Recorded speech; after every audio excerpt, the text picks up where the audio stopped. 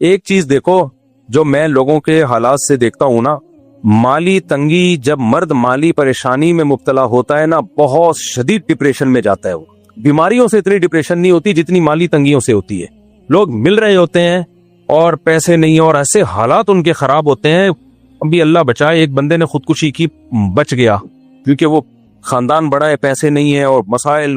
اور جب میں ان لوگوں کی تہ میں جاتا ہوں نا, انکوائری کرتا ہوں, یہ مالی پریشانی کا سبب خود ہوتے ہیں یہ.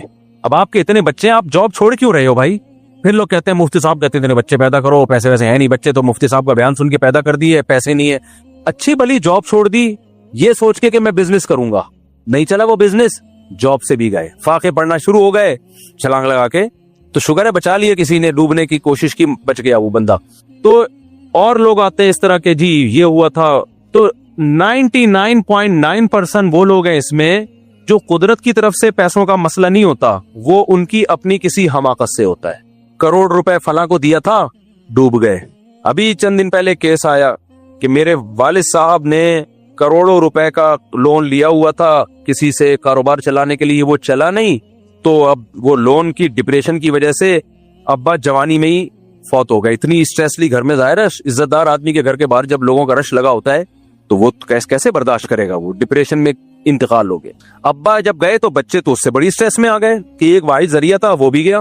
اب وہ سارے قرضے دار بچوں کے سامنے کھڑے ہوئے ہیں, بچے کہہ رہے ہیں ہم کہاں سے دیں بھائی. تو میرے بھائی ایسے کام کرتے کیوں ہو جس سے کل آپ کو یہ مصیبت ہو.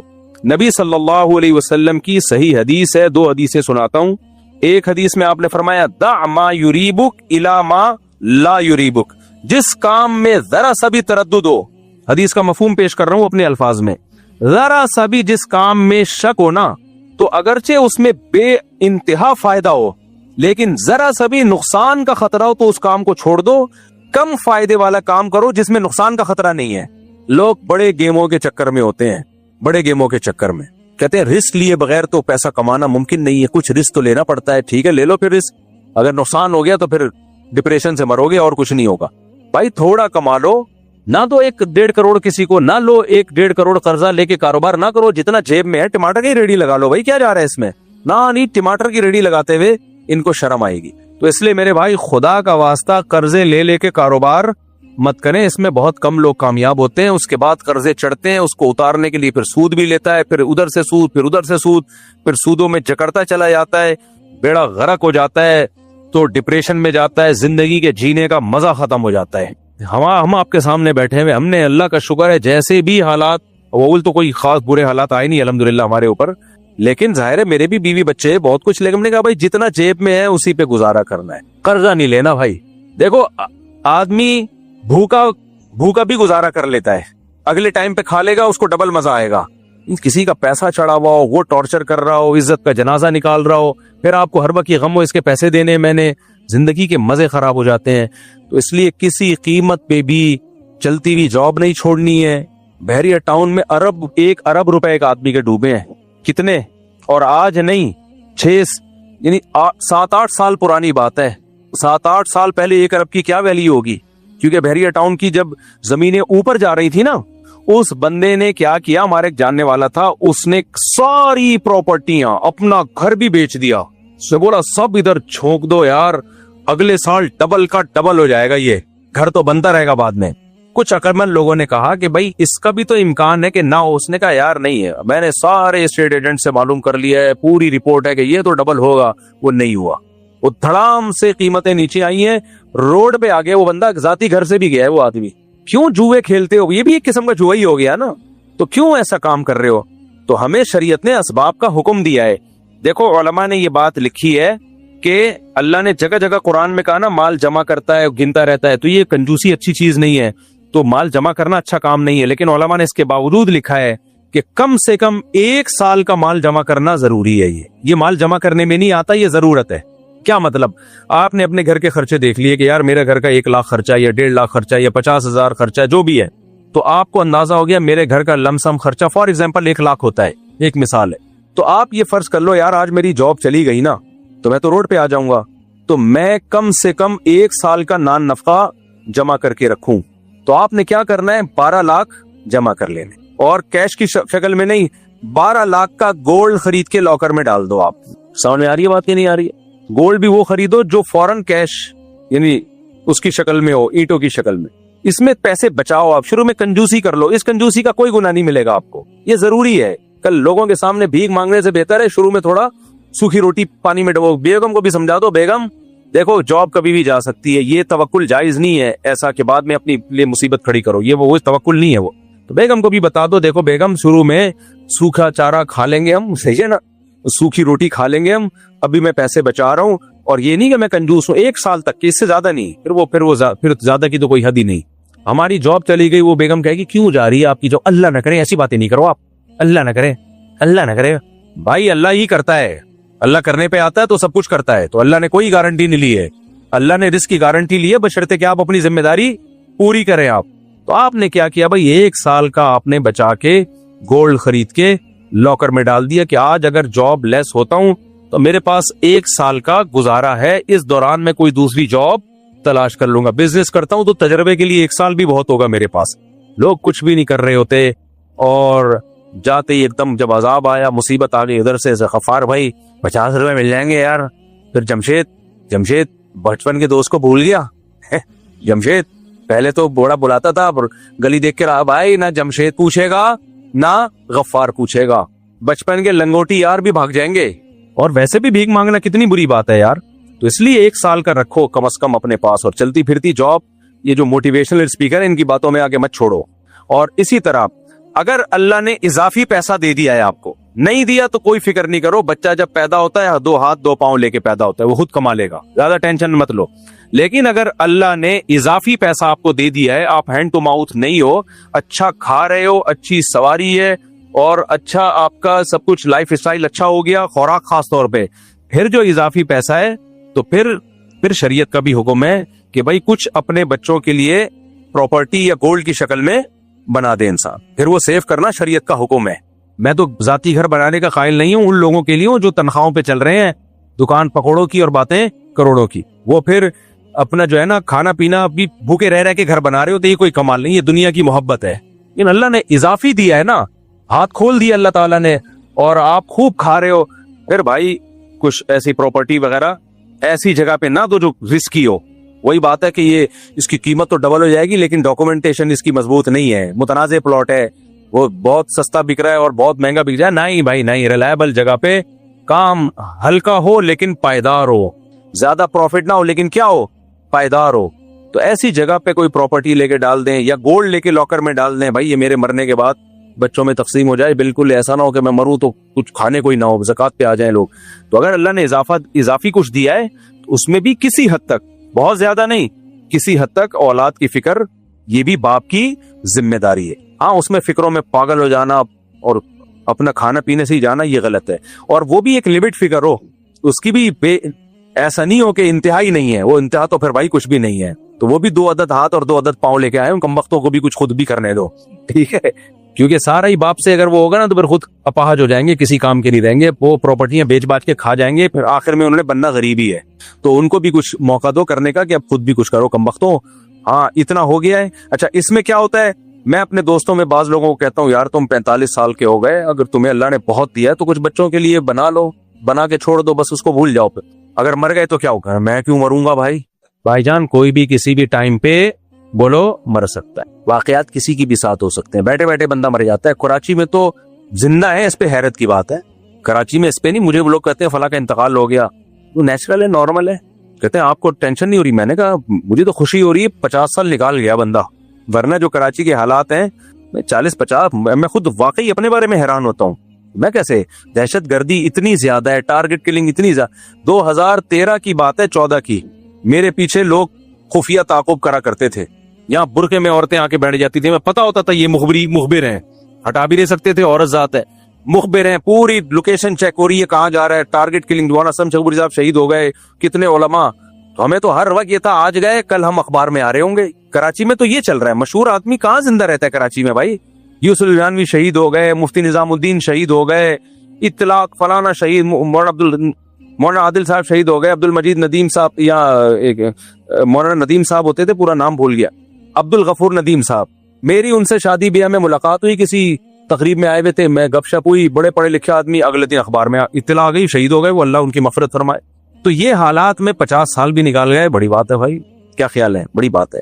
اور یہاں پاکستان میں آپ بندہ بیٹھ کے سوچ رہا ہے میں کیوں مروں, بھائی کوئی بھی کسی بھی ٹائم پہ مر سکتا ہے, اس لیے پہلے سے اتنا انتظام کر دو.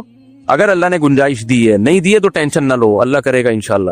گنجائش دی ہے تو اتنا انتظام کر دو بھائی, مرو تو پیچھے ایک دم سے روڈ پہ نہ آ جائیں, وہ بالکل ہی بس بچے ہی اسپیڈ سے پیدا کیے اور ابا کا اور کوئی کام, سارا زور کس پہ لگایا ہے, اسپیڈ کو فوکس کیا ہے. تو جو یہ کام کر رہے ہیں اور بچوں کے مستقبل کا نہیں سوچ رہے, تو وہ میرا آدھا بیان سن رہے ہیں, آدھا نہیں سن رہے. کچھ لوگ ایسے ہیں بچے اسپیڈ سے اور کر کچھ بھی رہے ان کے لیے سارے, کوئی کچرا کنڈی میں گھوم رہا ہے, کوئی بغیر چپل کے ناڑا لٹک رہا ہے, کوئی شلوار ہی نہیں ہے, ادھر جا رہا ہے. لوگ کہتے ہیں یہ ہوتا ہے زیادہ بچوں کا اثر.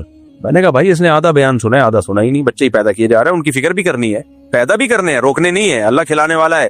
لیکن آپ اپنی ذمہ داری پوری کرو گے تو اللہ کھلائے گا بھائی. خود ہی اپاہج بن کے زندگی گزارو گے پھر نہیں ہوگا حساب کتاب. یہ بہت اہم بات تھی, کیونکہ لوگ آ رہے ہیں جو بہت ڈپریشن ہے یار. جب مالی مصیبتیں آتی ہیں نا انسان پہ, تو اپنے آپ کو آزمائش میں مت ڈالو, بھرپور اسباب اختیار کرو, اس کے بعد اللہ پہ توکل کرو. پھر وہ جو مصیبت آتی ہے اس میں اللہ صبر کی توفیق بھی دے دیتا ہے. جو مصیبت اللہ کی طرف سے آتی ہے نا اس میں صبر کی توفیق بھی مل جائے. اپنی حماقت سے جو آتی ہے اس میں صبر نہیں ملتا.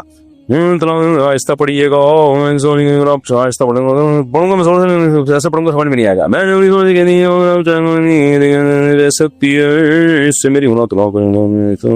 نہیں بھائی, اس سے طلاق کا اختیار نہیں جائے گا. نہیں اس سے طلاق کا اختیار نہیں جائے گا, انہوں نے منع کیا, پھاڑ دیں اس کو, آپ بھی نہ پڑھ لیں گے.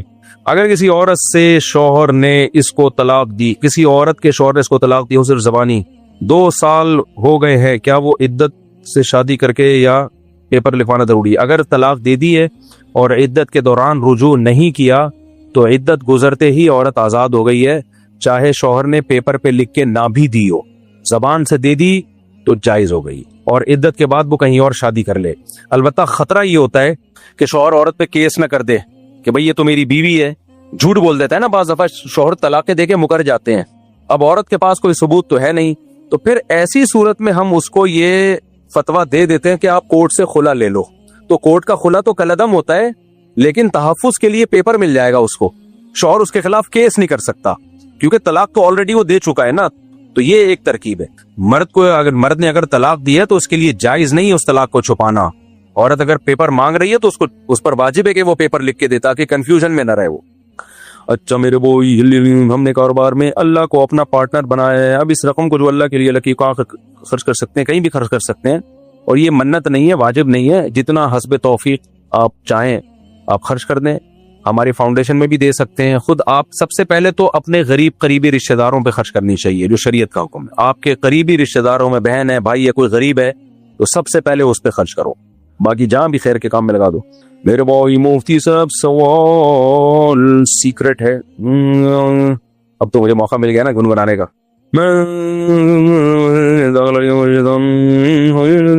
اتنا کچھ سیکرٹ بات تو نہیں لکھی, میں سمجھا پتہ نہیں کوئی کیا لکھا ہوا ہوگا اس کے اندر. اتنا سیکرٹ بات تو نہیں, کوئی سیکرٹ بات نہیں ہے یار. ان کو بھائی دل نہیں لگ رہا, پڑھو, لگ جائے گا دل انشاءاللہ. مجھے اس پہ سیکرٹ پہ غصہ آ رہا ہے مجھے, ایسی کون سی سیکرٹ بات. میرے مالی حالات کچھ سال سے خراب چل رہے ہیں, دعا فرما دیں اللہ تعالیٰ حالات بہتر کرے. دل سے دعا ہے جی اللہ تعالیٰ آپ کے حالات بہتر کرے, قرضہ اتار دے آپ کا. یہ سوال ایک آخری پڑھ لیتا ہوں, پھر ایک چھوٹی سی بات آپ کے سامنے کروں گا. جو میرے سے اتوار کو لوگوں کی ملاقاتیں بہت ہوتی ہیں, مجھے بہت کچھ لوگوں سے سیکھنے کا موقع ملتا ہے, تو میں پھر سوچتا ہوں کہ یہ بات میں لوگوں سے شیئر کروں گا, اپنے تجربے وہ بھی شیئر کرنے والا ہوں آپ سے. مفتی صاحب میں جب قضائے حاجت سے فارغ ہو کر اٹھ رہا ہوتا ہوں تو کچھ قطرے ہمیشہ گر کر کپڑوں پر لگ جاتے ہیں, سو مجھے بار بار کپڑے بدلنے پڑتے ہیں. ٹیشو پیپر جیب میں رکھا کریں اور جگہ کو سکھا لیں. پھر بھی اگر کوئی ایک آدھ قطرہ نکل آئے تو اندازے سے شلوار کا وہ حصہ دھو لے. ویسے 1-2 قطرے ویسے بھی معاف ہیں, اس کے ہوتے ہوئے بھی نماز پڑھ سکتے ہیں, سمجھ رہے ہیں. لیکن اگر آپ کا غالب گمانے کے پیشاب زیادہ پھیل چکا ہے تو اندازے سے شلوار تھوڑی سی دھو لے, اندازہ بھی کافی ہے. اس کے لیے خوردبین سے مطالعہ کرنا کہ ادھر قطرہ لگا ہوگا اور باقاعدہ اس کو گوگل میپ پہ جا کے سرچ کرنا, اس تکلف کی ضرورت نہیں ہے. حضرات فقہاء نے مسئلہ بیان کیا ہے کہ آپ کے 2 پائنچے تھے, دونوں میں سے ایک گندا ہو گیا, ناپاک ہو گیا, خشک ہو گیا. اب آپ کو سمجھ میں نہیں آ رہا کون سا ناپاک ہوا تھا, تو اندازے سے کوئی بھی ایک دھو کافی ہے. سمجھ رہے ہو کہ نہیں سمجھ رہے؟ تو یہ وہی فقہ حنفی نا صدیوں سے جو چلا آ رہا ہے. فقہاء نے بہت پہلے مسائل نمٹا دیے. پہلے حدیث سے پوچھو گے وہ اجتہاد کرنا شروع کر دے گا. قرآن و حدیث میں تو اس کی وضاحت ہے ہی نہیں نا, کہاں سے لاؤ گے ایسا اجتہاد؟ پھر وہ کچھ اور بتائے گا, وہ کچھ اور بچائے گا, وہ کہ دونوں پانچے دو, وہ کہے گا, کوئی کہے گا دھو ہی نہیں, کوئی کیا کہے گا, کوئی کیا کہے گا. یہ بڑا مسائل, ہمارا تو ایک مرتب فقہ چلا آ رہا ہے. تبھی آپ حنفیوں میں یا شافیوں میں پوری دنیا میں جہاں بھی جاؤ گے 99% سیم جواب ملے گا. 1% میں ہاں جدید مسائل میں اجتہاد ہوگا, جو جدید مسائل ہے تو 1% میں آپ کو اختلاف ملے گا, وہ بھی بسا اوقات کم علمی کی وجہ سے. وہ ریلائبل مفتی نہیں ہوتا, اس کے پاس علم کامل نہیں ہوتا.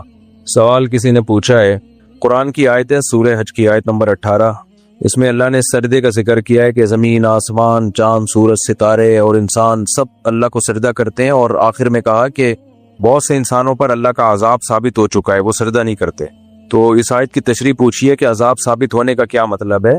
دیکھیں, اگر اللہ کے علم میں پہلے سے یہ بات ہوتی ہے کہ کچھ بڑے ڈھیٹ ہوں گے, بہت ڈھیٹ انسان ہوں گے, ان کے سامنے اللہ کی آیات پڑھی جائیں گی اور وہ پھر بھی اس کو پہ عمل نہیں کریں گے, تو ایسے لوگوں پہ اللہ نے عذاب ثابت کر دیا ہے. کیونکہ اللہ کا علم کامل ہے تو پہلے سے اللہ نے لکھ دیا ہے انہوں نے جہنم میں ہی جانا ہے. اس کا یہ مطلب نہیں ہے کہ اللہ ان کو زبردستی جہنم میں لے جائے گا یا ان کو زبردستی گمراہ کرے گا, ان کی کیونکہ اللہ کا علم کامل ہے. تو اس طرح کی آیات اصل میں تسلی کے لیے ہوتی ہیں, جو بھی دین کی دعوت کا کام کر رہے ہیں ان کو تسلی دینے کے لیے کہ داعی جو ہے نا اس کی دعوت بہت جاندار ہوتی ہے, دلائل بہت جاندار ہوتے ہیں, پھر بھی سامنے والا ایمان نہیں لا رہا ہوتا تو اللہ بتاتے ہیں بھئی اس کی قسمت میں جہنم ہے, تو جو مقدر جہنم میں ہو تو مقدر تھوڑی تبدیل ہو سکتا ہے, تو چھوڑ دو اس کی فکر. تو یہ تسلی کے لیے اس طرح کا انداز اختیار کیا جاتا ہے. جیسے نبی کو بھی تسلی دی جاتی تھی, نبی دلائل دیتے تھے, معجزے بھی دکھا دیے, آپ کی دعوت بھی بہت صاف ستھری, وہ پھر وہی. تو اللہ نے نبی کو تسلی دی بھائی جس کی قسمت میں ہی جہنم ہے تو آپ کیوں اس کے پیچھے پڑے ہوئے ہیں, قسمت تھوڑی چینج ہو سکتی ہے. اسی طرح قرآن میں آتا ہے ہم نے تو تقدیر میں لکھ دیا ہے کہ لَأَمْلَأَنَّ جَهَنَّمَ مِنَ الْجِنَّةِ وَالنَّاسِ أَجْمَعِينَ, کہ میں جہنم کو جنات انسانوں سے بھروں گا. تو اللہ کہتے ہیں تو میں نے لکھ چکا ہوں پہلے, تقدیر تھوڑی ٹلے گی. اس کا مطلب یہ نہیں کہ اللہ زبردستی لوگوں کو پکڑ کے جہنم میں پھینکے گا. اللہ کے علم میں یہ بات ہے کہ بہت سے لوگ ڈھیٹ ہیں, وہ نہیں ایمان لائیں گے, وہ شیطان کے بہکاوے میں آئیں گے. تو اب یہ ایک چیز حقیقت ہے. تو اب دعوت کو, مبلغین کو تسلی دی جا رہی ہے کہ بھئی لوگوں کی اکثریت دیکھ کے سیدھا راستہ مت چھوڑنا. یہ تو پہلے سے طے شدہ ہے کہ بہت سارے لوگ جہنم میں جائیں گے, جہنم بھرے گی انسانوں سے, تو اس لیے تم سیدھے راستے پہ چلو اور دعوت کے کام میں لگے رہو اللہ کا حکم سمجھ کے, اور لوگوں کی اکثریت کو گمراہ دیکھ کے مایوس مت ہو. یہ مت سمجھو کہ تمہاری دعوت غلط ہے یا تمہاری دعوت میں اخلاص نہیں ہے. نہ دعوت میں بھی اخلاص ہے, تمہاری دعوت بھی ٹھیک ہے, لیکن ایک چیز مقدر میں ہے کہ جہنم کو اللہ نے انسان اور جنات سے بھرنا ہے, اور مقدر کبھی چینج نہیں ہوتا. تو یہ انداز اختیار کیا گیا تسلی کے لیے. تو اس کا یہ مطلب نہیں ہے کہ اللہ لازمی جو ہدایت چاہے گا پھر بھی اللہ اس کو زبردستی گمراہ کرے گا. اس کی مثال ایسے ہے, صبح شام ہم یہ دیکھ رہے ہوتے ہیں کہ باپ اپنے بیٹے کو سمجھا رہا ہے, وہ نہیں سمجھ رہا, تو پھر ماں کہتی ہے بھائی اس کو سمجھاؤ. آپ بولیں بھائی اس میں سمجھنے کی صلاحیت ہی نہیں ہے تو میں کیا سمجھاؤں اس کو, حالانکہ صلاحیت ہوتی ہے تبھی تو آپ کو غصہ آ رہا ہوتا ہے. اگر وہ مجنون دیوانہ پاگل ہوتا, سمجھنے کی واقعی میں صلاحیت نہ ہوتی تو آپ سمجھاتے کیوں اس کو؟ کسی پاگل کو تھوڑی سمجھایا جاتا ہے. تو یہاں جو آپ کہتے ہیں اس میں سمجھنے کی صلاحیت ہی نہیں ہے, مطلب یہ ہوتا ہے کہ یہ انتہائی درجے کا ڈھیٹ آدمی ہے اور اس نے فیصلہ کر لیا کہ نہیں سمجھنا, تو اس میں صلاحیت سمجھنے کی ختم ہو چکی ہے. تو میں اپنا ٹائم ضائع کیوں کروں, میں ایسے پہ ٹائم لگاؤں گا جس میں صلاحیت ہوگی. تو ہر مسئلے کا حل, ان میں سے کوئی ایسا بزرگ آپ مجھے بتاؤ جس کے پاس آپ جاؤ کہ جی میرے گردے میں پتھری ہے, کوئی وظیفہ بتا دیں, وہ کہے یہ والا مجھے نہیں ہے, گردوں کی پتھری کا سسٹم مجھے معلوم نہیں ہے. کسی ڈاکٹر کے پاس جاؤ گے نا, دنیا کا سب سے بڑا ڈاکٹر ہوگا, وہ بھی 2-4 باتوں کے بعد آ کے کہے گا یہ والا علم میرے پاس نہیں ہے, یہ اس کے لیے فلاں اسپیشلسٹ سے رابطہ کریں. آپ کہے گا نا وہ, ارے کسی جنرل فزیشین جو بہت بڑا فزیشین ہو اس سے آپ نے علاج کرایا, ایک وقت اگر شوگر کا علاج, ایک وقت کے بعد آ کے کہے گا یار یہ اسپیشلسٹ کے پاس چلے جائیں تو زیادہ بہتر. لیکن یہ روحانی والے, یہ ان کی کوئی اینڈ, ان میں خدا کی قسم میں بات جو کر رہا ہوں نا, یہ نہ بولا کرو یہ مفتی صاحب بدعتیوں کی بات کر رہے ہیں یا فلانے, میں دیوبندیوں کی تبلیغیوں کی بات کر رہا ہوں. اور کیا بولوں میں, آپ معذرت کے ساتھ, جو سب سے زیادہ توحید پرست کہلاتے ہیں. میرے سامنے یہ نہ بتایا کرو کہ یہ وہ تو دیوبندی ہیں, وہ تو رائیونڈ میں بیٹھتے ہیں, وہ تو فلانے بزرگ کے خلیفے ہیں. یہ باتیں کر کے نا لوگ مجھے کہتے ہیں کہ اچھا آپ تو وہ جو بات کر رہے ہو وہ تو ان کی بات کر رہے ہو جو ربیع الاول مناتے ہیں, جو محرم میں یوں کرتے ہیں. جو نہیں بھائی, میں ان کی بات کر رہا ہوں جو اپنے آپ کو کیا کہتے ہیں, دیوبندی کہتے ہیں. معذرت کے ساتھ اتنا کھل کے میں بات کر رہا ہوں. جو اپنے آپ کو کہتے ہیں ہم فلاں بزرگ کے خلیفہ ہیں, وہ بزرگ بھی ہمارے مسلک کے بہت بڑے ہوں. تو میرے بھائی انتم الفقراء الی اللہ, یہ سارے اللہ کے کیا ہیں, فقیر ان کے پاس نہ آپ کے گردوں کی پتھری کا علاج ہے، نہ آپ کے پھیپھڑوں کا ان کے پاس علاج ہے، نہ آپ کی بھاگی بھی بیوی کو واپس لا سکتے ہیں، نہ واپس آئی بھی کو بھگا سکتے ہیں۔ یہ بعض دفعہ لوگ یہ چاہ رہے ہوتے ہیں بھاگ جائے خود اپنے خرچے پہ کسی طریقے سے، یہ بھی نہیں ہو سکتا ان سے، اور میں یہ جنات بھی نہیں بھگا سکتے۔ یہ بولو نا۔ ابھی ایک صاحب میرے پاس آئے، پرسوں کی بات ہے، کہہ رہے ہمارے گھر میں ایک اسٹور بہت دنوں سے خالی پڑا ہوا تھا، خالی کا مطلب کوئی جاتا نہیں تھا اس میں، کئی سالوں سے ہم نے وہ اسٹور خالی کرایا۔ جب سالوں کا لفظ بولتا ہوں میرا دماغ پتہ نہیں ان سالوں کی طرف کیوں چلا جاتا ہے، زیادہ ہے شاید۔ کئی سالوں سے وہ اسٹور کیا تھا، بند پڑا ہوا تھا نا، یعنی خالی کا مطلب انسان نہیں تھا۔ کہہ رہے ہم نے خالی کروایا تو ہمارے گھر میں کوئی خاتون پہ دورے آنا شروع ہو گئے، جن آتا ان کے اوپر اور کہتا کہ جب یہ اسٹور تم نے خالی کیا، اس کی صفائی کی، میرے بچے مر گئے ہیں، اس میں میرے بچے مر گئے ہیں اور اب دوبارہ اس اسٹور کی طرف قدم نہیں کرنا۔ میں نے کہا بھائی یہ جو خاتون ہے ان کو کسی نفسیاتی ڈاکٹر کو دکھاؤ، ان کا کوئی مسئلہ ہوگا، اللہ ان کو شفا عطا فرمائے۔ کہہ رہے ہم اسٹور میں جاتے ہوئے ڈر رہے ہیں۔ میں نے کہ اسٹور میں جا کے نا بم دھماکہ کرو جا کے، اور جن سے بولو ابھی تو تیرے بچے مرے، تیرے باپ دادے بھی یہاں مریں گے سارے، سمجھ رہے ہو؟ یہ ڈرامے کسی اور کے سامنے کرنا۔ میں نے کہا آگ لگا دو جا کے وہاں پہ، کیونکہ ایسے لوگ جب عاملوں کے پاس جاتے ہیں نا، اب عامل ان سے کھیلتے ہیں۔ نفسیاتی بیماریوں کی درجنوں قسمیں ہیں۔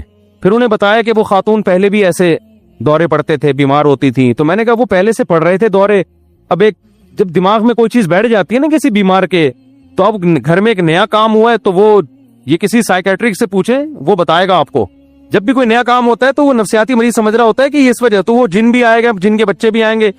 پرسوں ہمیں کسی نے کہا کہ بھئی ہمارے گھر خاندان میں ہی نا صحن میں جھولا ڈالنا تھا بچوں کے لیے، کسی نے ان کو بتا دیا کہ یہ جو صحن میں آپ نے جھولا ڈالیں گے تو رات کو جنات اس جھولے میں اپنے بچوں کو لا کے جھلاتے ہیں، صحن میں جھولے نہیں ہونے چاہیے۔ تو میں نے ان سے کہا، میں نے کہا بھائی اس اسٹور میں جا کے بولو جن کے بچے تیرے 20 بچے مرے، 40 بچے مرے۔ دیکھو پولیس والوں سے عبرت حاصل کرو، پولیس والے تو نہ کوئی حصار کھینچتے، نہ کوئی عملیات، نہ کوئی فلیتے، نہ کوئی پلیتے، لیکن الحمدللہ یہ جنات سے بالکل بھی نہیں ڈرتے۔ ہم نے دیکھا ہے جب کسی گھر میں عاملوں کو پکڑنا ہوتا ہے نا، عامل کہتا ہے میں اتنے جنات تمہارے اوپر چھوڑ دوں گا، پولیس والا موبائل لے کے پہنچتا ہے، عامل کو ڈالا گاڑی میں اور اس کے کروڑوں جنات تماشا دیکھتے رہ جاتے ہیں عاملوں کے، حالانکہ پولیس والے نہ کوئی آنے سے پہلے درود شریف پڑھا، نہ آنے کے بعد درود شریف پڑھا، نہ سورہ فلق پڑھی، نہ سورہ، یہ صورتیں پڑھنی چاہیے، ان کی اپنی اہمیت ہے، میں ان کی اہمیت کا انکار نہیں کر رہا، لیکن پولیس والے کے کانفیڈنس سے جنات اتنا ڈرتا ہے، وہ کہتا ہے عامل ایسا ہوتے نہیں ہے، جنات یہ عاملوں نے بنائے ہوئے ہوتے ہیں۔ تو خیر یہ جن چڑیل بھوت کہاں سے آ گیا؟ اصل جو میں بات عرض کر رہا تھا کہ بھائی بزرگ کی ڈیفینیشن یہ ہے کہ نیک آدمی ہو، اللہ والا ہو، بس اس سے دعا کروا دو، اس کے علاوہ وہ نہ آپ کی بیماریاں جانتا ہے، نہ آپ کے گردوں کے مسئلے حل کر سکتا ہے، کسی کا باپ بھی یہ مسئلے حل نہیں کر سکتا، ان کے اپنے بیسیوں مسائل ہوں گے۔ جہاں کسی پہ بزرگی کا لیبل لگا فوراً دماغ میں آتا ہے یار ان کے پاس کچھ ایسے اختیارات ہیں، یہ پہنچے ہوئے ہیں، ان کو پتا ہے۔ اور یہ بھی بتا دوں، بزرگ کو بعض دفعہ یہ بھی نہیں پتا ہوتا سیاسی جماعتوں میں حق پر کون ہے، اس کا تعلق بزرگی سے نہیں ہے، اس کا تعلق معلومات سے ہے، نالج سے ہے۔ لوگ کہتے ہیں اتنا بڑا بزرگ فلاں سیاستدان کی حمایت کر رہا ہے، بھائی ٹھیک ہے بہت بڑے بزرگ ہیں، نالج ہے یا نہیں ہے؟ نالج ہے تو بزرگ نہ بھی ہو مان لو، نالج نہیں ہے تو بھائی کتنا بھی بڑا بزرگ ہو۔ قرآن کیا کہتا ہے؟ اے ایمان والو اللہ رسول کی اطاعت کرو، وَأُولُو الْأَمْرِ، اولو الامر کسے کہتے ہیں؟ اولو الامر کی تعریف میں بعض صحابہ نے کہا اس سے مراد علماء ہیں، بعض نے کہا اس سے مراد حکمران ہیں۔ اصل بات کیا ہے؟ دونوں تفسیریں ٹھیک ہیں۔ اولو الامر کا مراد جو بھی کسی معاملے میں اہل ہو۔ میڈیکل سائنس میں اہل کون ہے؟ ڈاکٹر۔ میڈیکل سائنس میں آپ عمران خان سے نہیں پوچھو گے، نواز شریف سے نہیں پوچھو گے کہ کیا صحیح ہے کیا غلط، اس میں آپ کس سے پوچھو گے؟ ڈاکٹر سے پوچھو گے۔ سمجھ میں آ رہی ہے بات؟ اس میں ڈاکٹر سے پوچھو گے بھائی کیا صحیح ہے کیا غلط ہے۔ گردوں کا مسئلہ گردوں کے اسپیشلسٹ سے پوچھو گے یا مفتی سے پوچھو گے؟ کیا ہو گیا؟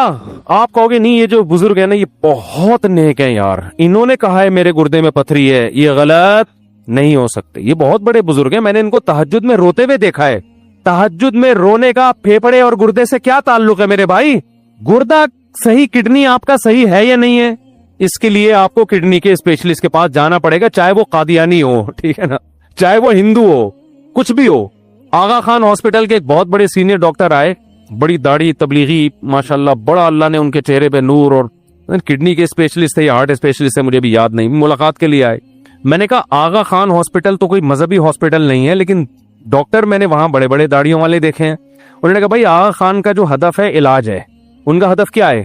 کہ بھئی لوگوں کو اچھا علاج ملے. اس کے لیے وہ یہ نہیں دیکھتے کہ اس کی داڑھی ہے یا ٹوپی ہے یا تبلیغ میں وقت لگاتا ہے یا تہجد گزار ہے. کہتے ہیں بھائی اپنی فیلڈ کا ماہر ہے لے آؤ. سمجھتے ہو, یہ فیلڈ کا ماہر ہے, ہمیں اس سے کیا, یہ تبلیغ میں وقت لگاتے ہیں نہیں لگاتے, درود شریف پڑھتے ہیں نہیں پڑھتے, ہمیں اس سے کیا ہے. کیونکہ ان کا ہدف, ان کا ایک خیال یہ ہے کہ بھئی علاج اچھا ہونا چاہیے, اس پہ کمپرومائز نہیں کرنا. تو بڑی لاجک کی بات ہے یا نہیں ہے؟ لاجک کی بات ہے. لیکن یہ لاجک کی بات ہمارے ہاں جب ہم اپنے بارے میں سوچتے ہیں تو پھر یہ لاجک ہماری کیا ہو جاتی ہے, ختم. تو اس لیے میں جلدی سے بات کو سمیٹ کے ختم کرتا ہوں. پھر اگلے ہفتے انشاءاللہ ہم اسی ٹاپک کو لے کے آگے چلیں گے. وہ رکاوٹیں جو ہے نا اچھا بننے میں, کیا کیا چیزیں بنتی ہیں, رکاوٹیں. ان رکاوٹوں میں پہلی رکاوٹ چل رہی ہے ٹھیک ہے. وہ رکاوٹ کیا ہے؟ شیطان. وہ شیطان کیا ہے؟ فلم. کون سی فلم ہے؟ 3 گھنٹے کی انگلش فلم ہے. کس کے ساتھ؟ گانوں کے ساتھ. یہ یاد کر لینا آپ لوگ, سمجھتے ہو؟ تو یہ کس طرح سے فلم ہے, اس نے کس طرح سے لوگوں کو گمراہ کیا, برائی پہ اچھائی کا لیبل لگائے. تو ہمارے ہاں بھی یہ جو عاملوں کے پاس بزرگ ہونے کی وجہ سے عقیدت میں لوگ جا رہے ہیں کہ یہ بھی یہ شیطان کی تصرفات ہیں, چھوڑ دو, یہ تمہارے جیسے انسان ہیں, ان کے اپنے مسائل حل نہیں ہوتے, تمہارے مسائل بھی یہ لوگ حل نہیں کر سکتے. تو وقت بھی پورا ہو گیا, ابھی کتنی دیر لگے گی آپ لوگوں کو؟ 4 منٹ. اب 4 منٹ میں کیا بات کروں میں؟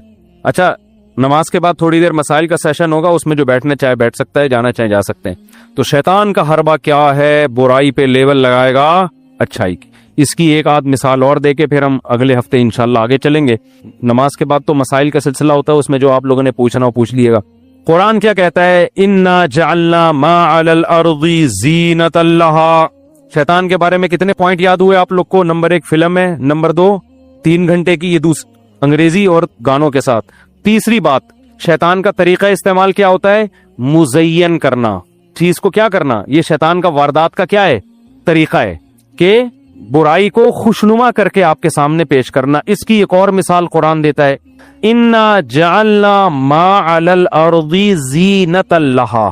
اللہ فرماتے ہیں جو کچھ زمین کے اوپر ہے نا, یہ ہم نے دنیا والوں کی نظر میں مزین کر دیا ہے. دار فانی ہے, ختم ہونے والی ہے, یہ چیز نظر نہیں آتی ہمیں کہ یہ دنیا تھوڑے دنوں میں ختم. ہم اس کی ظاہری چمک دھمک کو دیکھ رہے ہیں. کوئی آپ کے پاس بہت بہترین لینڈ کروزر لا کے کھڑی کر دے کہ یہ آپ کی ہوئی, اور ساتھ میں بتا دے کہ 1 گھنٹے کے لیے, اس کے بعد میں آپ سے واپس لے لوں گا, اور کان میں بول کے بھی گیا اور لکھ کے بھی دے دیا پیپر پہ نا کہ یہ جیب میں رکھ لو. آپ نہ اس پیپر کو دیکھ رہے ہو, نہ اس کی بات کو یاد کر رہے ہو, بس آپ میری لینڈ کروزر لے کے ساری گلی محلے میں گھوم رہے ہو آپ, اور فخر کر رہے ہو یار کی گاڑی کس کی ہے؟ میری گاڑی. اگلا بول کر اسی لیے کیا تھا کہ جتنی اس میں ہیرے جواہرات جڑے ہوئے ہوں, او بھائی یہ تھوڑی دیر کے لیے ہے, تو اس سے ہم واپس بولو لے لیں گے. تو یار 2 ٹکے کی نہیں ہے پھر تو یہ کیا خیال ہے؟ تھوڑی دیر میں واپس لے لینی ہے تو اس کی ویلیو, اس کی بیس پر کوئی رشتہ ملے گا آپ کو؟ آپ لینڈ کروزر میں گئے رشتہ لینے کے لیے, لڑکی والوں نے کہا ہاں بھائی کیا کرتے ہو, کیا کرتے, دیکھ نہیں رہے گاڑی میں آیا ہوں, میری گاڑی ہے. لڑکی والے فوراً کہیں گے بھائی یہ جا, ابھی لے جا. لیکن آپ نے ڈاکومنٹس دکھائے تو پتا چلا یہ تو رینٹ پر ہے, 1 گھنٹے کے لیے دی ہوئی ہے. آپ کوئی ایگریمنٹ ایسا دکھا دیا, فوراً لڑکی واپس لے لیں گے. اب آپ کہہ رہے ہیں اس کے ٹائر دیکھو کتنے موٹے ٹائر ہیں, سارا سسٹم بٹن دبایا شیشے نیچے آ رہے ہیں. بھائی یہ نہیں کہ یوں لے کے گھما رہے ہیں, اتنی خوبصورت گاڑی ہے, دیسی سٹائل نہیں ہے. اے سی کا آٹو سسٹم دیکھو, کیا ٹھنڈک, سائبیریا کی ہوائیں آ رہی ہیں اے سی کے پنکھوں سے. وہ اگلا کہے گا بھائی یہ تو اس کو نا بی ایم لے آ, تو لینڈ کروزر چھوڑ کر, جب یہ کمبخت تیری ہے ہی نہیں. آپ کہہ رہے ہو میری ہے, خدا کی قسم میری ہے. وہ کہہ رہے ہیں کتنی دیر کے لیے تیری. تو یہ کام شیطان کراتا ہے, اس دنیا کی چمک دھمک آپ کو دکھائے گا, یہ نہیں بتائے گا کہ یہ تھوڑے دنوں میں کمبخت تو قبر میں اتر جائے گا. یہ تیرے جو 1000 گز کے اتنی موٹی موٹی دیواروں کے بنگلے اور اتنے موٹے موٹے سریے, یہ تیرے ساتھ قبر میں نہیں جائیں گے. ابھی تیرے چشمہ جو لگائے آگے یہ نمبر بڑھے گا, یہ نمبر کم نہیں. شکر کر ابھی باریک چشمہ لگا ہوا ہے, تھوڑے دنوں میں اتنے موٹے موٹے چشمے آئیں گے تیرے. ابھی تو اس پہ رو رہا ہے کہ میرے بال سفید کیوں ہو رہے ہیں, تھوڑے دنوں میں اس پہ روئے گا سفید تھے تو نا. کیا خیال ہے؟ یا اللہ مجھے سفید ہی دے, میں کلر لگا لوں گا اس میں, لیکن دے تو. پھر تھوڑے دنوں میں سفیدی کا مسئلہ بھی نہیں رہے گا, ایئرپورٹ بننا شروع ہوگا. آدمی کہے گا یار کھوپڑی تو تھی نا, دماغ تو تھا سوچنے کے لیے, اب تو یاد ہی نہیں رہتا. بوڑھے آدمی سے ڈاکٹر پوچھتے ہیں صبح ناشتے میں کیا کھایا, وہ گہری سوچ میں پڑ جاتے, یاد ہی نہیں رہتا کیا کھایا. پھر تھوڑے دنوں میں بالوں سے ہٹ کے دانتوں کا مسئلہ, دانت نہیں ہے چبانے کے لیے. ابھی اس پہ مسئلے ہوتے ہیں یار, دانتوں کو سفید کیسے کیا جائے, مسکراتے ہوئے اچھے نہیں لگتے ہم. تھوڑے دنوں میں دانت مارکیٹ سے شارٹ. ایک ایک مسئلہ کھڑا ہوگا, ایک ایک مسئلہ. اور دیکھ رہے ہیں صبح شام لوگوں کو. آپ ذرا 20 سال پہلے کا کوئی فلم کا ہیرو گوگل پہ سرچ کرو اور دیکھو 30 سال بعد اس کی حالت کیا ہے. 1985 لکھو یا 75 لکھ لو, 75 میں لکھو بالی ووڈ ہالی ووڈ لالی ووڈ کا کوئی بہت بڑا ہیرو جو اس زمانے کا سپر ہٹ ہیرو تھا, لکھو 2023 میں 22 میں وہ کیسا لگ رہا ہے. بہت سے تو مارکیٹ سے شارٹ ہو چکے ہوں گے. ٹھیک ہے, آپ سرچ کریں گے آئے گا ہی نہیں. کہاں گیا تھے اب نہیں ہے. کچھ آئیں گے تو آدمی کہے گا نہ ہی آتے تو اچھا تھا. آپ کہو گے یار ان سے دم کروا لو, ان سے جن بھگوا لو, ان سے تھوڑی آشیرواد لے لو, بزرگوں کی دعائیں قبول ہوتی ہیں.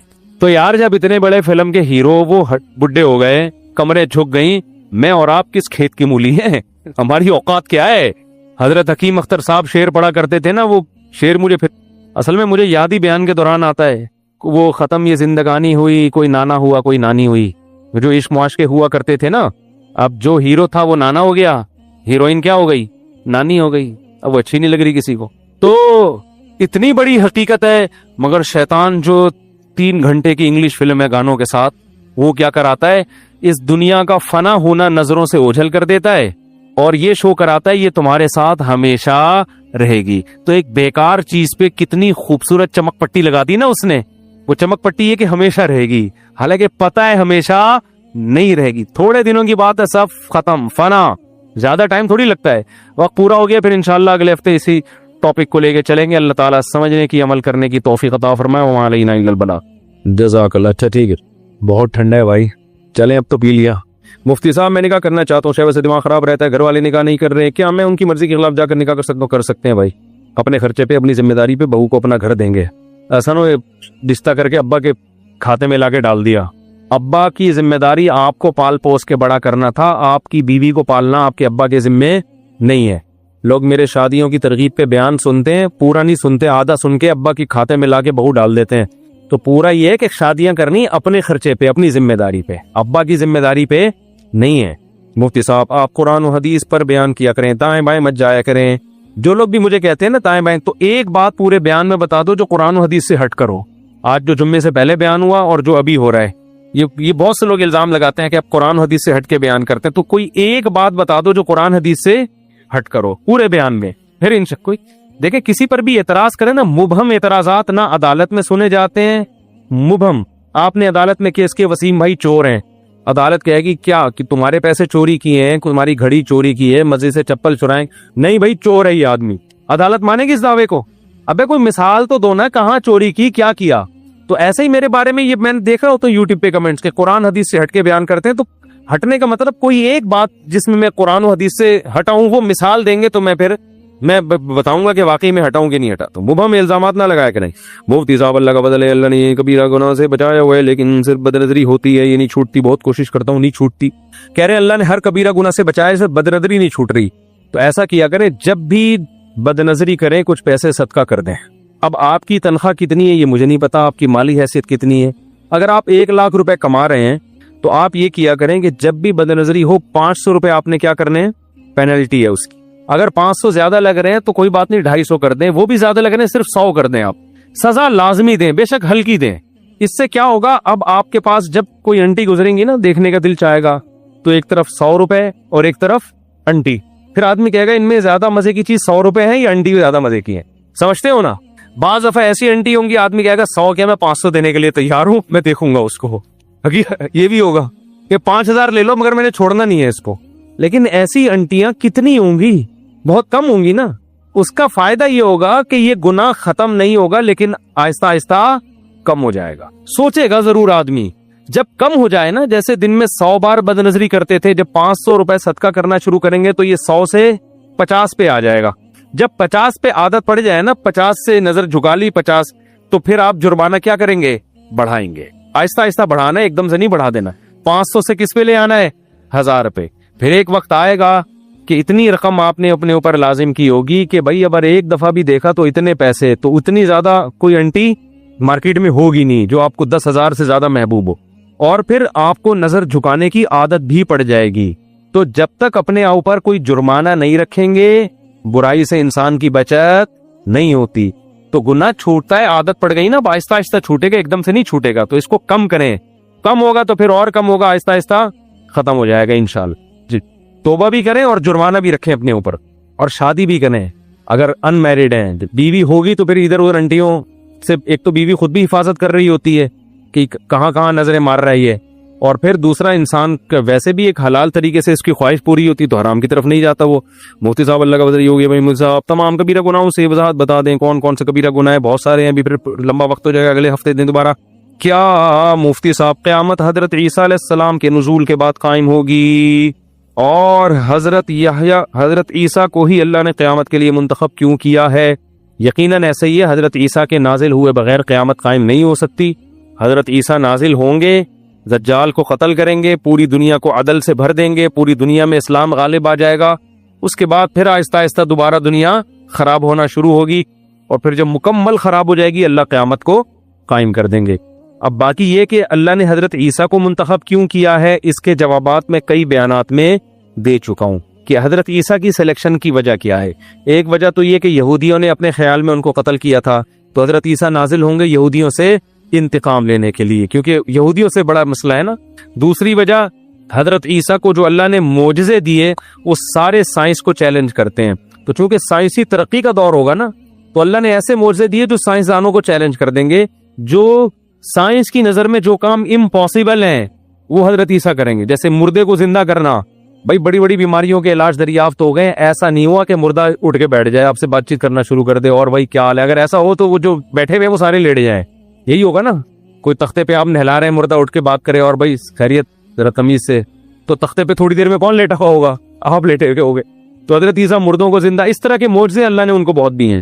ایک وجہ یہ بھی ہے, مفتی صاحب میں آن لائن کام کرتا ہوں جس سے وہ ہم سے انویسٹمنٹ کراتے ہیں, اور ہماری یہی انویسٹمنٹ سے مختلف پروڈکٹ خریدتے ہیں, اور اس پروڈکٹ کی جو بھی قیمت ہوتی ہے اس کا 2% یا 26% کمیشن ہمیں دیتے ہیں, اور خود بھی رکھتے ہیں. کیا یہ سود تو نہیں ہے؟ دیکھو, آن لائن کام میں ہم نے یہاں سے فتویٰ جاری کیا ہے, وہ ہم انٹرنیٹ پہ شائع کر دیں کہ آن لائن کام میں بہت ساری صورتیں ہوتی ہیں.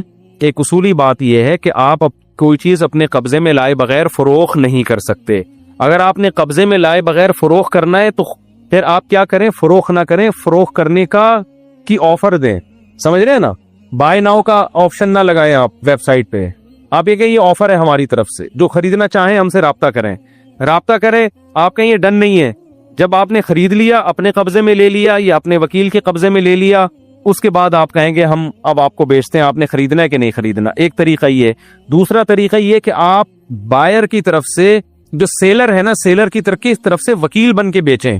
وکیل بنے یعنی کمیشن ایجنٹ بنے کہ ہم آپ کی چیز اس کو بکوائیں گے, درمیان میں ہمارا اتنا کمیشن ہوگا. کسٹمر کو بھی یہ بتا دیں کہ ہماری پروڈکٹ نہیں ہے, ہم درمیان میں کمیشن ایجنٹ ہیں. جیسے اسٹیٹ ایجنٹ کر رہا ہوتا ہے نا, وہ یہ نہیں کہہ رہا ہوتا میرا پلاٹ ہے, وہ 2 پارٹیوں کے پلاٹ بکوا کے اپنا کمیشن درمیان میں لے رہا ہوتا ہے. تو یہ وہ بات کلیئر کر رہا ہوتا ہے.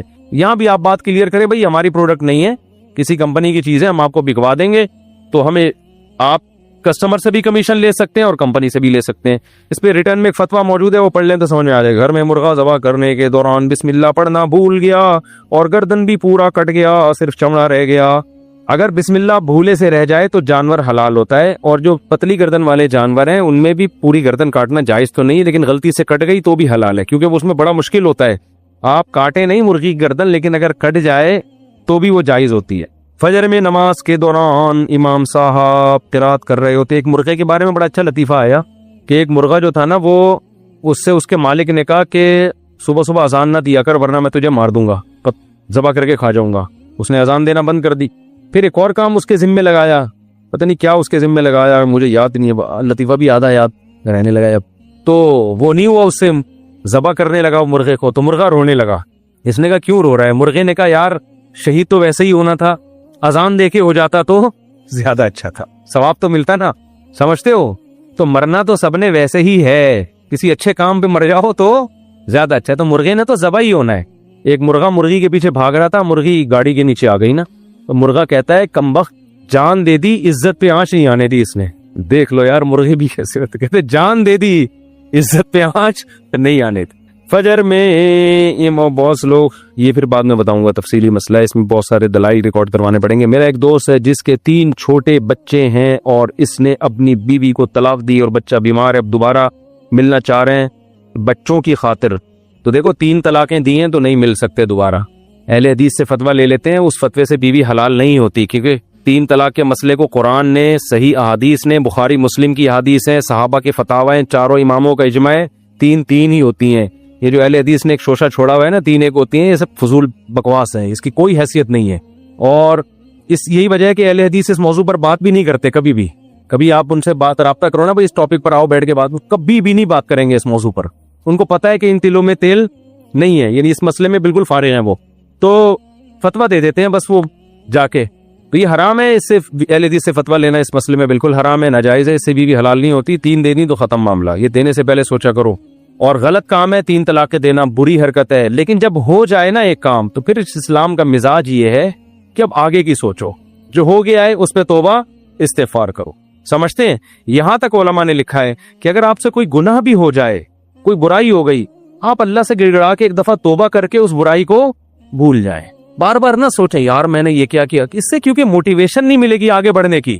تو جب صریح گناہ کے بارے میں یہ ہے کہ ہو جائے توبہ کر لیں تو بھول جاؤ، تو طلاق دینا اچھا کام نہیں ہے، لیکن اگر ہو گئی ہے توبہ استغفار کرو، اللہ سے معافی مانگو میں نے غلط کیا، لیکن اب اس کو ریپیٹ نہ کرو، وہ بھول جاؤ، بولو اسی میں خیر ہوگی، بس جو ہونا تھا وہ کیا ہے ہو گیا، وہ اسی میں خیر ہوگی۔ آپ 2 فلسفوں کا ذکر کرتے ہیں، ذرا ان کی ڈیفینیشن بیان کر دیں، ایتھیس اور یوتھیا۔ یہ کیا ہے بھائی، کچھ نشاندہی ہو جائے، کیا مطلب ایتھیس اور یوتھیا؟ اچھا میرے بھائی، اچھا میرے خلاف لوگ کلپ بناتے ہیں کہ بولتے ہیں مفتی صاحب سیاست میں دخل اندازی کر رہے ہیں، تو جو کلپ بنا رہے ہیں وہ بھی تو سیاست میں ہی دخل اندازی کر کے بنا رہے ہیں نا، تو یہ عجیب کتاب میں کھوپڑی میں آتی نہیں ہے یہ باتیں۔ After studying about science the translation of Holy Quran, I have come in point on 29th of Ramadan before۔ اتنا لمبا خط لکھا ہے بھائی آپ نے۔ If you find any mistake in my study, please make it correct۔ بہت لمبا چوڑا خط ہے یہ، تو میں اردو میں نہیں پڑھتا اتنے لمبے خط، تو اس کا خلاصہ لکھ کے دے دیں۔ کدھر انجن صاحب نے یہ لکھا ہے؟ آپ نے لکھا ہے، اس کا خلاصہ 2 لفظوں میں بتا دینا۔ سائنس اسٹڈی کیلا جی تیری کیلا یہ دو سائنس بولے تیری تو کی کبھی تیری ہے پیسہ تو چیزت دینا دی اسے کتے سے بابرانا مجھے یہ سکری ہو میرا پلاسر پارے دو سو تے تو تا ہاں سٹی کی تا بیوی جو کتن جی جی جی جو میں خائص جی بالکل صحیح کہا آپ نے، بالکل صحیح کہا، بالکل صحیح کہا، ایسا ہی ہے۔ قرآن سائنس کی کتاب نہیں ہے، خوب سمجھ لیں۔ کل ایک صاحب نے مجھ سے سوال پوچھا کہ بہت سے ایسے سیارے جو بعد میں دریافت ہوئے ہیں، قرآن میں ان کا تذکرہ کیوں نہیں ہے؟ قرآن نے تو انہی سیاروں کا تذکرہ کیا ہے جو عرب لوگ جن کو جانتے تھے، تو اس سے پتہ چلتا ہے یہ اللہ کا کلام نہیں، معاذ اللہ، یہ تو نبی کا اپنا کلام ہے، جو نالج تھی وہ بتا دی۔ اللہ کا کلام ہوتا تو اللہ ایسی باتیں بھی کرتا نا جو اس دور میں سب کو معلوم نہیں تھی۔ میں نے ان کو میں نے کیا جواب دیا کہ قرآن اگر ایسے سیاروں کا تذکرہ کرتا جو 1400 سال بعد دریافت ہوئے ہیں، تو عرب لوگ اس قرآن پہ ایمان لاتے یا اس کو جھٹلاتے؟ بولو نا۔ وہ کہتے یہ کون سی باتیں ہیں بھائی، یہ کون سا سیارہ ہے؟ تو نبی کے کام 2 ہوتے، پہلے اس کو ثابت کرنا سائنسی حقیقت کو کہ نہیں جی ایسا سیارہ بھی ہے، پھر قرآن کی صداقت کو ثابت کرنا، تو یہ 2 مشکل کام ہو جاتے ہیں نبی کے ذمے۔ پھر آج کچھ چیزیں دریافت ہوئی ہیں جو ہو سکتا ہے ابھی 1000 سال کے بعد دریافت ہوں گی۔ اگر آج کی سائنسی حقائق قرآن میں ذکر ہوتے تو ہم غیر مسلم کو کہتے دیکھو بھائی یہ قرآن میں یہ لکھا ہے، حالانکہ یہ تو 1400 سال پہلے تو پتہ نہیں تھا، لیکن پہلے سے قرآن میں لکھا ہوا ہے اور آج 1400 سال کے بعد دریافت ہوا ہے، تو دیکھو بھائی اس کا نتیجہ کیا نکلتا، 1000 سال کے بعد کوئی اور نئی چیز آ جاتی جو آج دریافت بولو نا نہیں ہوئی ہے۔ پھر آپ کیا کرتے؟ 1000 سال بعد والا کیا کرتا؟ وہ کہتے یہ تو 1400 سال پہلے تو یہ تھا ہی نہیں اس کا تصور، یہ قرآن نے کیوں بیان نہیں کیا جو 3000 سال بعد جو چیزیں دریافت ہو رہی ہیں؟ تو اس کا مطلب پھر قرآن قیامت تک جتنی سائنسی چیزیں دریافت ہوں گی سب کا تذکرہ کرتا، پھر قرآن نماز روزے کی کتاب نہ رہتا، وہ سائنسی تھیوریز کا نام بن جاتا، اور ان سائنسی تھیوریز کو ثابت کرنا نبی کے ذمے کتنا مشکل کام ہو جاتا ان عربوں کو جو نہ لکھنا جانتے اور نہ پڑھنا جانتے، وہ تو اور قرآن کا انکار کرتے۔ لہذا قرآن نے کہا بھائی ٹاپک سے ہٹو ہی نہیں، جو ٹاپک ہے نا اس کو فوکس کرو۔ تو قرآن میں اتنی سائنس کا تذکرہ ہے جو اس زمانے میں جو لوگوں کو نظر آ رہا تھا، سورج چاند ستارے، اس سے زیادہ قرآن نے سائنس کے ٹاپک کو چھیڑا نہیں، کیونکہ یہ ٹاپک تو قیامت تک پھیلتا چلا جائے گا، اس کی کوئی انتہا نہیں ہے۔ تو یہ الزام جب لگتا ہے جب قرآن سائنس کی کتاب ہوتی، پھر ہم کہتے ہیں کہ یار وہ اس زمانے میں جو سیارے دریافت ہو گئے ان کو تو قرآن ذکر کر رہا ہے، جو دریافت نہیں ہوئے ان کو ذکر نہیں کر رہا، تو یہ سائنس میں ادھوری کتاب ہے۔ ہم کہتے ہیں سائنس کی ہے ہی نہیں تو ادھوری اور مکمل کیا، ہدایت کی کتاب ہے۔ تو جو قرآن کے برحق ہونے کی سب سے بڑی دلیل یہ ہے کہ اس زمانے میں بہت سے سائنسی نظریات ایسے تھے جو معاشرے میں رائج تھے، جو آج 1400 سال کے بعد 100% غلط ثابت ہو چکے ہیں۔ قرآن نے ایسے کسی سائنسی نظریے کا تذکرہ نہیں کیا۔ قرآن یہ بھی تو کر سکتا تھا نا کہ اس زمانے میں جو سائنسی تھیوریز چل رہی تھی انہی کو تذکرہ کر کے انہی کی مثالیں دے دیتا، ایک بھی نہیں لی ہے قرآن نے۔ اس کا مطلب یہ اللہ کا کلام ہے، اسے پتا ہے کہ کون سی بات نقل کرنے کی ہے اور کون سی نقل کرنے کی نہیں ہے۔ سمجھتے ہو کہ نہیں سمجھتے؟ اچھا بھائی، خالد محمود میں خالد محمود جو جرمنی سے آیا ہوں، آپ سے گزارش ہے کہ مجھے کچھ معلومات دیں، حوالے چاہیے۔ آپ اگر 15 منٹ دے دیں آپ کا احسان ہوگا۔ دیکھیں آپ اگر بعد میں آ جائیں کچھ ہے نہیں، اتوار کو اثر میں آ جائے، ٹھیک ہے، اتوار کو اثر میں آ جائے گا۔ جرمنی سے نہیں کراچی سے ہی آئے پھر سیدھا۔ کیا اور کوئی سوال تو نہیں بھائی کسی کا؟ شاباش جلدی سے۔ جی نہیں، رمضان کے روزے، شوال کے جو 6 روزے ہیں ان میں گڑبڑ نہیں کر سکتے آپ۔ بعض لوگ گھننے بنے ہوئے ہوتے ہیں، شوال کی بھی 6 روزوں کی نیت کر رہے ہوتے ہیں، رمضان کے قضا کی بھی نیت کر رہے ہوتے ہیں، ایام 20 کی بھی نیت کر رہے ہوتے ہیں، پیر جمعرات کی بھی، سارے ہی گڑبڑ کر رہے ہوتے ہیں۔ تو رمضان شوال کے جو 6 روزے ہیں وہ بالکل الگ ہوں گے۔ ہاں ایام 20 کے روزے اور پیر جمعرات کا روزہ آ گیا تو وہ اس میں مرج ہو سکتا ہے، تو اللہ سے امید ہے انشاءاللہ دونوں کا ثواب مل جائے گا، لیکن قضا روزے تو بالکل الگ رکھنے پڑیں گے آپ۔ جی، فرض نماز کے بعد دعا حدیث سے ثابت ہے، بہت زیادہ ترغیب ہے حدیث میں، لیکن کسی ایک حدیث کو لے کے فیصلہ نہیں کیا جاتا، خود دیکھا جاتا ہے کہ صحابہ اور نبی نے اس پر کس طرح عمل کیا ہے۔ تو حدیث میں جو فرائض کے بعد جتنی دعائیں ہیں، لیکن ہم نہیں دیکھتے کہ ہمیں کوئی ایسی حدیث ملتی ہو کہ نماز کے بعد صحابہ نے ہاتھ اٹھا کے اجتماعی دعا مانگی ہو۔ بالفرض اگر ایک آدھ واقعہ ہے بھی تو ایک آدھ دفعہ ہے نا، یہ عمل تو 5 ٹائم ہوتا تھا، اس کی تو کثیر روایات ہونی چاہیے تھی نا۔ جو عمل بار بار ہو رہا ہے تو اس میں ایک روایت کیوں ہے؟ تو اس لیے، اور پھر فقہ کی کتابوں میں بھی، کیونکہ فقہ تو قرآن و حدیث ہی کا نچوڑ ہے، تو فقہ کی کتابوں میں بھی نہیں ملتا۔ جو عربی کتابیں ہیں، جو فقہ کی اصل کتابیں ہیں جو صدیوں پہلے لکھی گئی ہیں، ان میں بھی تذکرہ نہیں ملتا۔ ان باتوں کی بیس پہ لوگ مجھے کہتے ہیں یہ تفردات کرتا ہے، پوری قوم سے ہٹ کے مسائل بیان کرتا ہے، تو میں پوری قوم سے ہٹ کے نہیں، میں وہ بتا رہا ہوں جو پوری قوم کے مسائل ہیں، صدیوں سے کتابوں میں اسی طرح چلے آ رہے ہیں۔ تو آپ دکھا دو، ہدایہ میں دکھا دو، رد المحتاج، حدیث میں تو ہے ہی نہیں نا۔ تو آپ فقہ کی طرف اگر آتے ہو تو فقہ شافعی میں دکھا دو، فقہ مالکی میں دکھا دو، فقہ حنبلی میں دکھا دو، فقہ حنفی میں دکھا دو، لیکن فقہ حنفی کی عربی کتابوں میں، اردو میں نہیں، جو عربی جو فقہاء نے لکھی ہیں کتابیں، نہ فقہ شافعی کی کسی کتاب میں ملے گی اس دعا کا تذکرہ، نہ امام شافعی نے لکھا، نہ امام، کیونکہ ہے ہی ملتا ہی نہیں ہے ہمیں کوئی اس کا تذکرہ۔ تو اس لیے یہ بر صغیر کی ایک رسم ہے جو نمازوں کے بعد ہمارے ہاں ہاتھ اٹھا کے دعائیں مانگی جاتی ہیں، پھر اس کا خامخواہ میں دفاع بھی لوگ شروع کر دیتے ہیں، اس کو دیوبندیت کا مسئلہ بنا لیتے ہیں۔ تو ایسا کرو گے تو کوئی بھی نہیں آئے گا میرے بھائی، ٹھیک ہے نا، ایسا کرو گے تو کوئی بھی نہیں آئے گا۔ تو حضرت مفتی محمد شفیع صاحب رحمۃ اللہ علیہ، جو حضرت مفتی تقی عثمانی صاحب کے والد تھے، ان کا پورا رسالہ اجتماعی دعا کے بارے میں، وہ پڑھ لیا کریں۔ مجھے یہ ہوتا ہے کہ لوگ نا مجھے تختہ مشق بنا رہے ہیں یوٹیوب پہ کہ یہ الگ ہی کوئی فرقہ پیدا ہوا ہے، یہ کوئی الگ ہی چل رہا ہے۔ بھائی آپ اپنے اکابر کی، جو ہمارے بھی اکابر ہیں، انہی کی کتابیں اٹھا کے دیکھ لیں۔ حضرت مفتی محمد شفیع صاحب رحمۃ اللہ علیہ جو مفتی اعظم تھے، ان کا پورا دعا کے پر رسالہ ہے، وہ وہی باتیں کر رہے ہیں جو میں کر رہا ہوں، یعنی میں وہی باتیں کر رہا ہوں جو وہ کر رہے ہیں، الٹا ہو گیا نا وہ بڑے ہم تو چھوٹے ہیں۔ تو پھر بھی ہم یہ اس میں اعتدال کے وہ ہے کہ آپ اماموں پہ فتوے نہ لگائیں، جا کے مسجدوں میں فساد پیدا نہ کریں، کوئی کر رہا ہے تو کرنے دیں اس کو، بدعتی نہ کہیں اس کو، ٹھیک ہے، ان کی اپنی کوئی دلیل ہوگی، ہم تو صرف یہ کہہ رہے ہیں ہمیں برا بلا نہ کہیں اس مسئلے کی وجہ سے۔ تو اگر کوئی کر رہا ہے تو فساد نہ کریں، اور بہت سارے بڑے بڑے مسائل ہیں، کسی اکابر میں سے کسی عالم کی گستاخی نہ کریں، آپ کسی کو بدعتی قرار نہ دیں، اپنی رائے پیش کر دیں، مان لیں ٹھیک ہے، نہیں مانے کوئی بات نہیں، علماء میں اختلاف ہوتے ہیں، جہاں درجنوں اختلاف وہاں ایک اور صحیح، ایسا کون سا گھبرانے والی بات ہے بھائی، اور بہت سارے مسائل میں اختلاف ہے یا نہیں ہے تو ایک اور صحیح، اس میں کیا ہو گیا۔ اور بھائی مارکیٹ میں کوئی نیا مسئلہ، ابھی نہیں کہا یار کہ ابھی تو تھک گئے ہیں، بالکل اتنا تو ہم اپنی شادی میں نہیں تھکے تھے یار، کسی اور کی شادی میں ہم جی